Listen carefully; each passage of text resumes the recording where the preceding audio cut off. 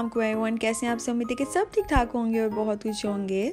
तो आज आप भी सोच रहे होंगे कि व्लॉग कहाँ से स्टार्ट हो रहा है। ऐसा हुआ कि मैंने 2-3 दिन पहले ना स्टिकर ऑर्डर किया था दराज से, और वो मुझे रिसीव हुआ शाम में। मेरा दिल था कि मैं ना जल्दी सारे काम खत्म करके ना बस ये स्टिकर लगा लूँ। तो बस मैंने जल्दी से रात को सारा कुछ वाइंड अप किया, खाना शाना खाने के बाद बर्तन वगैरह धोए और सारी जो है ना शेल्फ वगैरह और सब टाइल्स वगैरह साफ़ की, ताकि इसके ऊपर जो है ना अच्छे से स्टिक हो सके। तो मैंने अपने हस्बैंड को बुलाया कि मेरी ना हेल्प करवाएं, और उन्होंने मुझे ये तरीका बताया कि इस तरह से ना एक एक अल्फ़ाबेट तारने में बहुत देर लगेगी। तो यहाँ पे ना ऐसे कोई भी टेप को है ना आपने इस पूरे अल्फ़ाबेट्स के ऊपर चिपकाना है, और ये बहुत आराम से ना इस तरह से उतर जाएगा। तो मैंने कहा मैं आपको सभी शेयर करूँ, ये बहुत ही यूज़फुल टिप थी। जल्दी जल्दी स्टिकर लग भी गया था।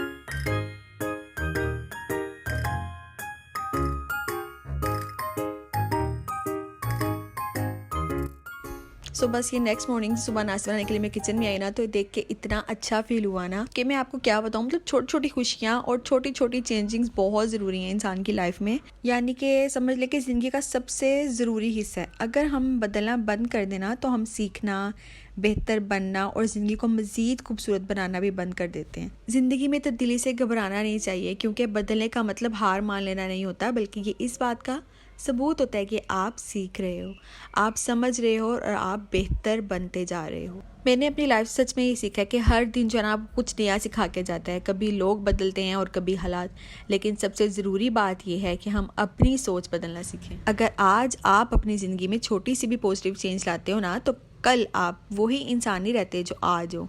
बदलना थोड़ा सा मुश्किल ज़रूर होता है, लेकिन बिना चेंज किए ज़िंदगी जो है ना वो रुक सी जाती है, बोर हो जाती है। इसीलिए अपने आप को इन्वॉल्व होने दो, नए लोगों से मिलो, नए एक्सपीरियंस लो, और पुरानी आदतों को छोड़ने से मत डरो, क्योंकि चेंज ही वो रास्ता है जो हमें अपने बेहतरीन वर्जन तक लेकर जाता है।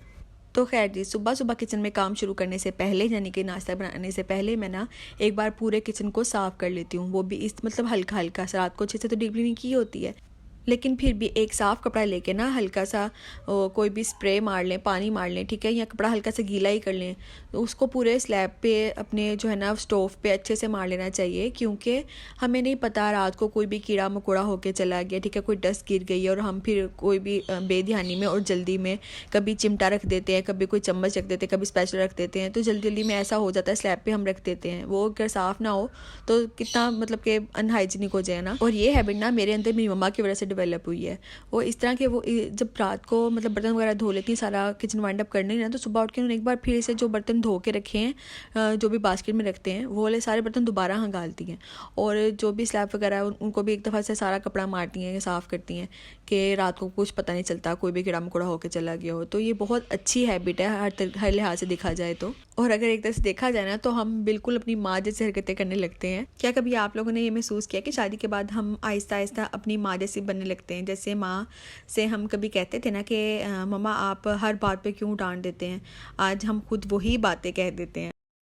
और पहले हमें लगता था कि जो है ना हमारी जो माँ है वो बहुत ज़्यादा सोचती है हर बात को लेके, लेकिन अब समझ आता है कि वो सोच, वो फ़िक्र, वो ज़िम्मेदारी सब प्यार का ना एक तरह से दूसरा नाम था। शादी के बाद जब हम पर भी ज़िम्मेदारियाँ आती हैं ना, जब हम भी अपनों की फ़िक्र करने लगते हैं, तो हमें महसूस होता है कि माँ बनना कोई रोल नहीं है, एक जज्बा है जो आहिस्ता आहिस्ता हमारे दिल में उतर जाता है।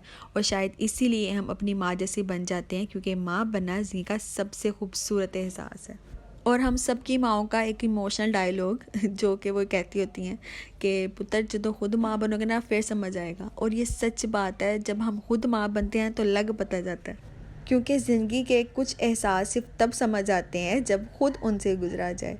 और उन्हीं में से एक एहसास ये माँ बनने का है। जब तक खुद माँ नहीं ना बनते, तब तक माँ के जज्बात, माँ की कुर्बानियाँ, माँ का दर्द सब सिर्फ लफ्ज़ों की तरह हद तक सही लगता है। लेकिन बचपन में हमें लगता था ना कि माँ बस ज़्यादा बोलती हैं, हर चीज़ में मना करती हैं, हर वक्त फ़िक्र करती हैं। लेकिन आज जब खुद माँ बनी हूँ तो समझ आता है कि वो मना करना वो प्यार था, वो डांटने में फ़िक्र थी, वो चुप रहने में भी दुआ थी। माँ होने का मतलब सिर्फ बच्चे को पैदा करना नहीं होता। माँ होने का मतलब है अपने सुख, अपनी नींदें, अपने अरमान, सब कुछ एक छोटी सी मुस्कुराहट के लिए कुर्बान कर देना। ख़ास कर अपनी नींदें कुर्बान करना है। जब रात को बच्चा बार बार उठता है, माँ को उठना पड़ता है, और बिल्कुल भी शिकायत किए बगैर अगले दिन उठती है, उसी जोश और जज्बे के साथ सारे काम करती है, और वो भी किसकी खातिर, सिर्फ अपनी औलाद की खातिर। और जब एक मुस्कुराहट देखती है तो सब कुछ भूल जाती है। अच्छा, जब मेरा बेटा पैदा हुआ ना, मतलब कि बिल्कुल न्यू बॉर्न, तो मुझे इतना डर लगता था, मुझे लगता था कि ये रात को रोता रहेगा और मेरी आँख नहीं खुलेगी, क्योंकि मैं सोने के मामले में बहुत बुरी हूँ। और मैंने ना अपनी मम्मा से कहा भी कि मम्मा, मुझे लगता है कि रात को मैं गहरी नींद सोया करूँगी और वहाँ अपना ऐसे रोता रहा करेगा, मुझे पता ही नहीं चलेगा। मम्मा कहती हैं, पुत्र ऐसा नहीं होता है, इसने जो भी क्या करना है तेरी आँख खुल जाए करनी है। और ऐसा ही हुआ, लिटरली ऐसा ही होता था। इसने ज़रा सा रोना, मेरी आँख खुल जानी। और कुछ अर्सा तो मुझे समझ नहीं है कि इतने घोड़े बेच के सोने वाली लड़की कैसे एकदम से इतनी हो गई कि मतलब कि एक चू की आवाज़ भी उठ जाती है। और बस औलाद आने के बाद हर चीज़ उसी पे शुरू और उसी पे ख़त्म। उसको क्या पसंद है, उसने क्या पहनना है, अपने कपड़ों से पहले उसके लिए, खाने में जो पसंद है वही बनाना, अगर नहीं पसंद है तो चोरी से उसके लिए साइड पे कर देना कुछ और बना के। मतलब है कि ये माँ ही होती है जो ये सब कर सकती है, कोई और बर्दाश्त नहीं करता। और ये सच है कि जब खुद माँ बनो ना, और जब से मैं खुद माँ बनी हूँ, तो हर दिन जो है ना वो माँ की याद और माँ की कदर और गहरी हो जाती है। अब समझ आता है कि उसका हर दफ़ा जो दुआ देना, हर बार गले लगाना और हर बार जो है ना फ़िक्र जताना सिर्फ प्यार था। माँ एक ऐसी शख्सियत है जिसे अल्लाह ने सबसे ख़ास बनाया है, उसके दिल में वो जज्बा दिया है जो किसी और में हो ही नहीं सकता। और जब खुद माँ बनती हो तो ज़िंदगी का मतलब ही बदल जाता है। फिर अपने लिए नहीं, किसी और के लिए जीना सीख जाते हैं। और अब समझ आता है कि एक माँ सिर्फ एक रिश्ता नहीं है, एक दुआ, एक बरकत है और एक जन्नत है। और मैंने ये कहीं सुना भी था कि औरत जो है ना वो मरने से डरने लगती है औलाद होने के बाद, कि मेरे बाद मेरे जैसा प्यार कोई नहीं मेरी औलाद से करेगा। और ये बिल्कुल सच बात है। पहले इतना मरने से डर नहीं लगता जितना औलाद होने के बाद डर लगता है। तो अल्लाह ताला जो है ना सबकी औलादों को अपनी हिफाजत में रखे और हम माँ बाप को इतनी ज़िंदगी दें कि उनको उनकी मंजिल तक पहुँचा सकें। तो खैर जी, बातों ही बातों में आज बातें इतनी हो गई और मैंने बताया नहीं कि मैं कर क्या रही हूँ। यहाँ पे बना रही हूँ जी मैं कीमा, और ये मेरे पास फ्रोज़न पड़ा हुआ था टमाटर का पेस्ट, तो मैंने यही इसके अंदर रख दिया। थोड़ा सा मेल्ट हो जाएगा तो इसको भून लूँगी।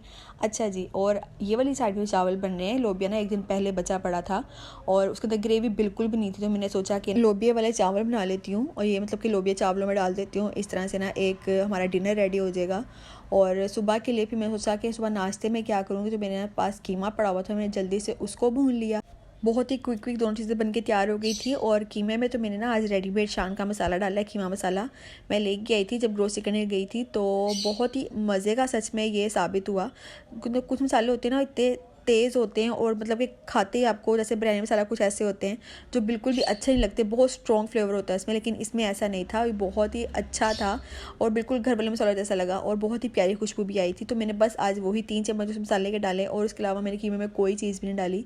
और मतलब फ्रोज़न मेरे पास लहसुन अदरक का पेस्ट था और फ्रोज़न ही टमाटर थे, तो इसलिए जल्दी से जो ना वो कीमा मेरा बन गया। अच्छा, मैं बड़ी यहाँ पे खुश हो रही थी कि मेरा जल्दी सारा काम ख़त्म हो गया, लेकिन हस्बैंड ने फरमाइश कर दी कि रायता तो बना ही रही हो तो घी वाला बना दो। तो मैंने कहा चलें ठीक है जी, बना देती हूँ। और फिर मैंने जल्दी से घिया निकाला और उसको जल्दी से छीला और उसके बाद कद्दूकश करके मैंने इसको जल्दी से उबलने के लिए रख दिया था। 10 मिनट के लिए उबाला, उसके बाद मैंने इसको छान लिया, इसका पानी से स्क्वीज़ कर लिया। फिर प्याज, टमाटर और हरी चटनी का क्यूब बना के रखा हुआ था वो डाल दिया और साथ दही शामिल कर दिया। फिर नमक और काली मिर्च भी डाल दी।